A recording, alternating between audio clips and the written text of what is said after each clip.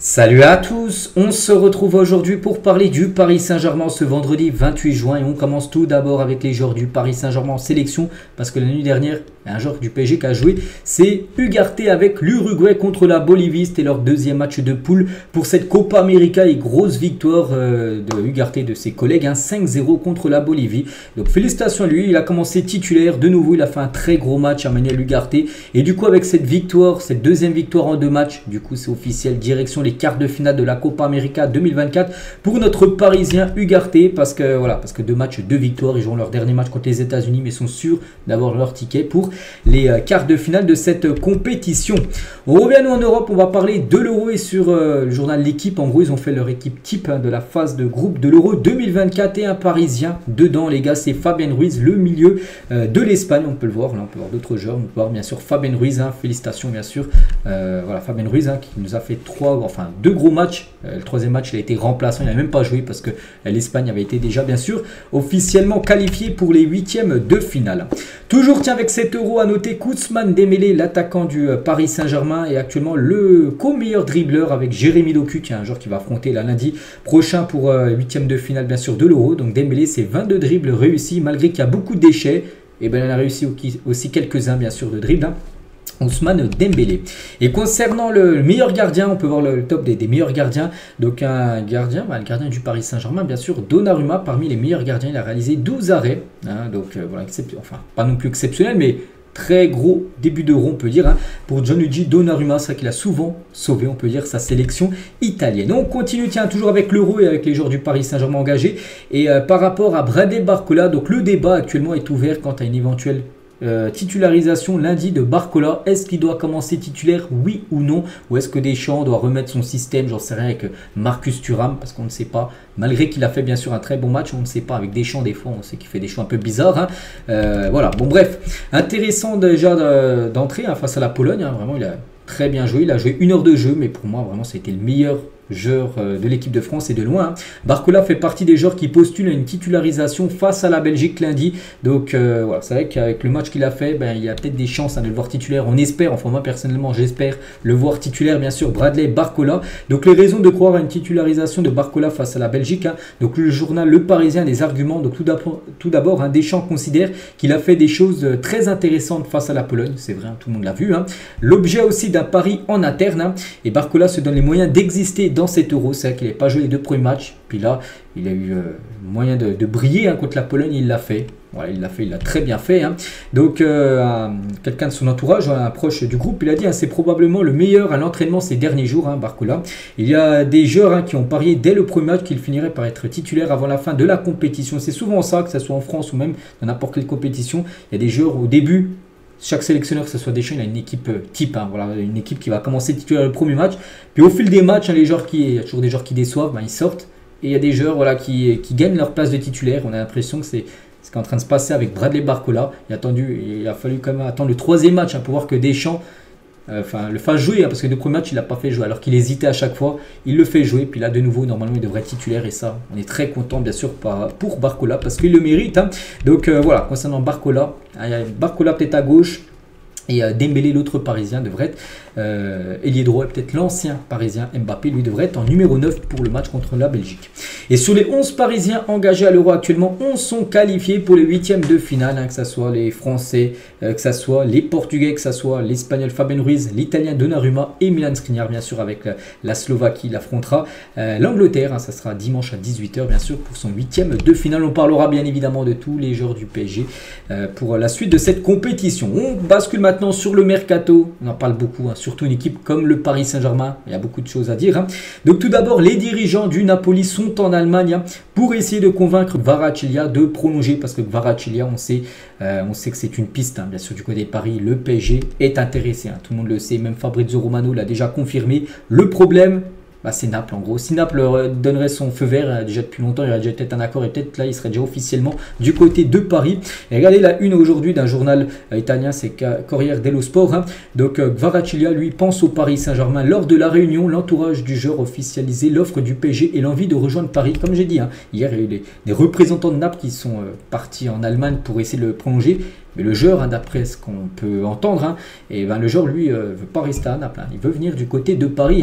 Donc voilà. Et malgré la réunion entre Kvaratskhelia et Naples, le joueur veut aller au PSG. Les sirènes du PSG continuent d'avoir un grand impact sur le joueur et son entourage.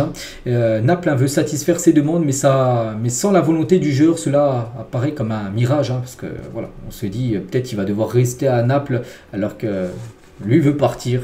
Voilà, donc peut-être à l'image de Mbappé il y a quelques années où il voulait peut-être partir du Paris Saint-Germain et le PSG, enfin surtout Nasser, les gars le bloquaient. On a l'impression que c'est un peu le même dossier, on peut dire, avec Kvaratskhelia, avec Naples. Donc on verra ce qui va se passer, mais on a vraiment l'impression que le joueur a envie de venir à Paris et on veut des joueurs qui ont envie de porter le maillot du PSG. Après, par rapport au prix, bien sûr, si Naples vraiment venait à lâcher, ce serait bien sûr, ils vont vouloir le maximum d'argent. Donc on parle bien sûr d'une somme qui pourrait monter à plus de 120 millions d'euros. Et Kvaratskhelia au PSG, tiens, c'était l'équipe de Greg, je sais plus quoi, sur l'équipe 21. Bref, le PSG, tiens, c'est quelqu'un, il a dit ça hier. Donc le PSG a déjà avancé sur le dossier. Le PSG veut faire un gros coup cet été. Luis Enrique veut avancer dans le mercato. Il va avoir une grosse vision de son effectif le 15 juillet prochain, dans à peu près 2 semaines. Il veut déjà avoir, bon, il y a déjà bien sûr une recrue, ça à Fonov, mais bon, on attend d'autres joueurs bien sûr. Donc voilà, ils veulent faire un gros coup, le PSG. Ce gros coup pourrait être Kvaratskhelia. Concernant Mikotadze qu'on a parlé hier, c'était même mon titre en deuxième partie, j'avais dit, voilà, pourquoi pas tester, enfin essayer Mikotadze, qui pourrait partir bien sûr de Metz, et surtout que c'est quand même le meilleur buteur. Donc pour l'instant, aucun contact avec Georges Mikotadze pour le moment. Toutefois, le PSG a déjà supervisé le joueur à plusieurs reprises cette saison. Le dossier pourrait s'accélérer en cas de départ d'un de nos attaquants. Si par exemple Kolo Muani ou Gonzalo Ramos venaient à partir, là bien sûr ça pourrait s'activer, avancer le dossier. Mais pour l'instant les gars, ce jour, il n'y a pas d'avancement dans le dossier. Donc voilà, il devrait changer de club, mais peut-être rester en Ligue 1, peut-être Monaco, on l'annonce. Pour l'instant le PSG pas du tout focalisé, on peut dire, sur Mikotadze, mais plutôt son collègue Kvaratskhelia. On continue avec Bernardo Silva. C'est que la rumeur Bernardo, ça fait longtemps qu'on n'a pas entendu parler de ce joueur qui est quand même pisté par le PSG depuis 3-4 ans lors des mercatos d'été. Donc des négociations vont reprendre ou ont déjà repris concernant Bernardo Silva. Tout peut aller très vite pendant ce mercato. Le PSG aimerait faire une proposition concrète au joueur, mais attend que le Portugais donne sa décision définitive à Manchester City, qui ne souhaite plus rester dans le club mancunien. Donc voilà la situation actuellement de Bernardo, et je pense que tout s'accélérera. De toute façon, ça sera à la fin de l'Euro, parce qu'actuellement lui il est focus bien sûr. Si par exemple un journaliste lui pose une question, qu'est-ce que vous voulez faire sur le futur, il dira je suis focus sur le Portugal et sur l'Euro. Dès que l'Euro sera fini, et ben là vraiment tout va s'accélérer. De toute façon, avant que les joueurs partent en vacances, ils vont dire à leur agence qu'ils comptent faire tout ça. Donc voilà, concernant Bernardo, c'est toujours faisable concernant le joueur portugais. Concernant Marcus Rashford, j'en ai parlé hier les gars, et ça se confirme, c'était Jacob Ben qui l'avait dit dans un podcast, et un autre site anglais les gars le confirme, que le PSG est bien intéressé par Marcus Rashford. Je vous ai montré les gars, je relaye les infos sur le PSG.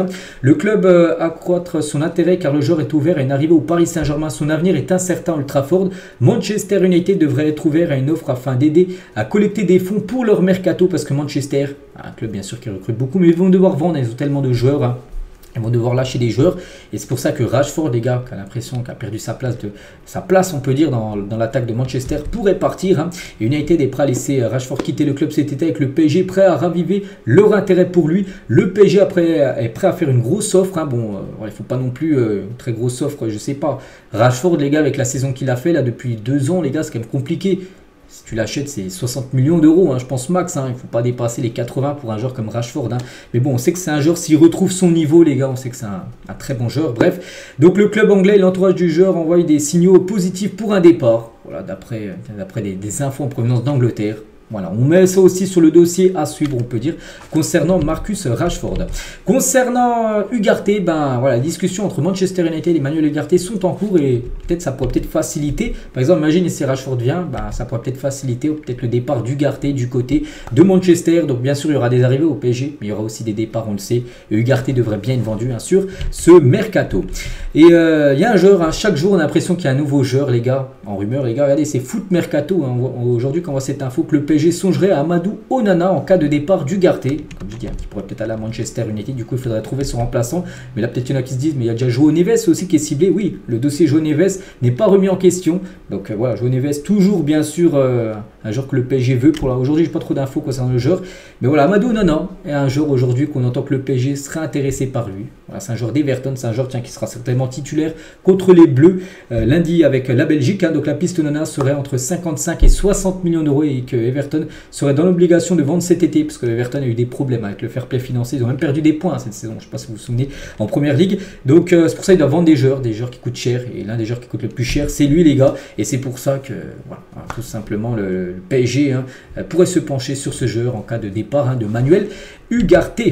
Concernant Emen Kari et Ismaël Garbi sont attendus à la reprise de l'entraînement du Paris Saint-Germain. D'autres jeunes sont convoqués avec le groupe professionnel à la reprise. Le club entend bien les récompenser. Joan Gadou et Ibrahim Mbaye, entre autres, sont attendus à la reprise de l'entraînement. J'ai pas encore la date officielle de la date. La date, je crois que ça doit être aux alentours du 15. Ça doit être le 15 juillet. Donc pourtant, il y a pas mal d'équipes comme Lens, par exemple, qui a repris l'entraînement. C'est aujourd'hui. Mais voilà, il y aura bien sûr les joueurs qui seront... n'ont pas joué l'Euro ni la Copa América qui seront présents, des joueurs comme Asensio par exemple ou même Carlos Soler et des jeunes joueurs aussi qui seront récompensés par rapport à leur belle saison qu'ils ont fait avec l'équipe U19 comme voilà ces jeunes joueurs là qu'on a parlé. Donc voilà les gars ce qu'on va dire aujourd'hui, j'espère que ça vous a plu, donc nous on se retrouve demain bien sûr, demain samedi pour le prochain numéro. Je vous souhaite une bonne journée et à demain.